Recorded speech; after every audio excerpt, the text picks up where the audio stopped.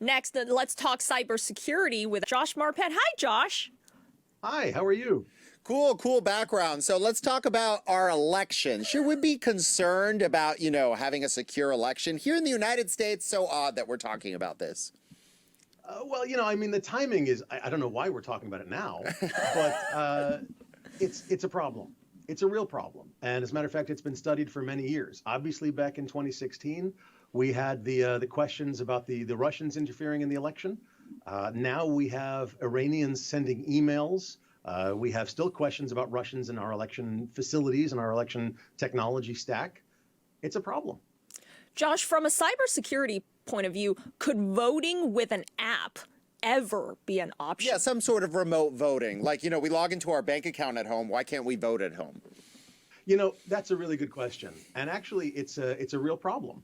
Because can we vote with an app? And the answer is yes, eventually, but it's going to be tough because you've got so many different pieces of hardware. You've got Android versus Apple phones, computers, laptops, Chromebooks, all different kinds of things, all with their own attack surface problems, all with their own issues, whether hardware or software. You mean the technology we have at home isn't safe? I thought they sold it to me and that came with a stamp of approval guaranteeing my cybersecurity. There's a joke. Tech enthusiasts have the shiny everywhere, big TVs, home assistants everywhere. People that work in tech, the most high-tech piece of equipment they have at home is a printer, and they have a baseball bat to beat it if it ever starts speaking. Okay? That's funny. Because those are all weak points, right? If you have a smart TV, you have a smart fridge, those are all attack surfaces, as you call them, aren't they? Exactly. Yeah. In that case, can big tech firms ever be able to play a role in protecting our elections? Or are they just going to try to influence them? Let's just get it out there. So, every large company, whether it's a tech firm or a blue chip or whatever, wants things to go their way. Let's be honest. Okay. Whether their way is for Democrat, Republican, Libertarian, or God knows who. But the point is that they also have a vested stake in giving us privacy and giving us the proper election results in the long run. Now, in the short run, who knows?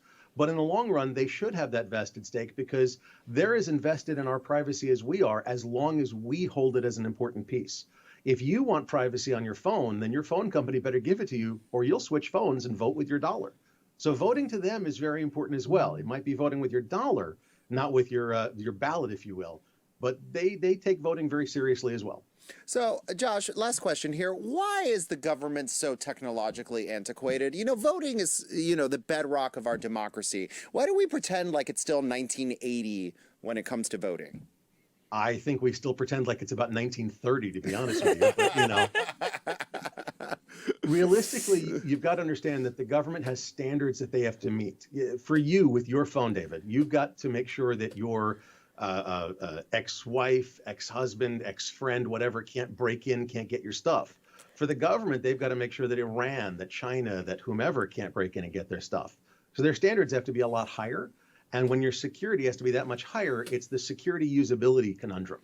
The higher your security, the lower your usability. And the higher your usability, the lower your security. So exactly like the household of the techie, there's no Alexa, there's no smart fridge, and the person who has no information on cybersecurity whatsoever has smart gadgets laying all over the house.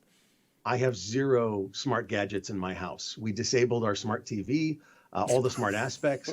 You want to hear my favorite story about that? Sure. There's a famous line of televisions that are famed for being high quality, low cost. And a reporter said, I love your TVs, but I don't need the smart functions. I use my Apple TV, or whatever, my Roku, my Apple TV, my whatever. I don't need your smart version. Can I get a dumb version for a few dollars less? And the CEO of the company said, no, I'd have to charge you more.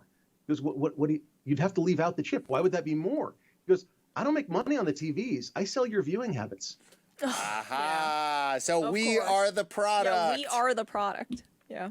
Nothing is free in life, folks. On that note, Josh, we'd love to have you back. Great insight. Thank you so much. Yeah. And Josh Marpet. happy election season to you. God save us all.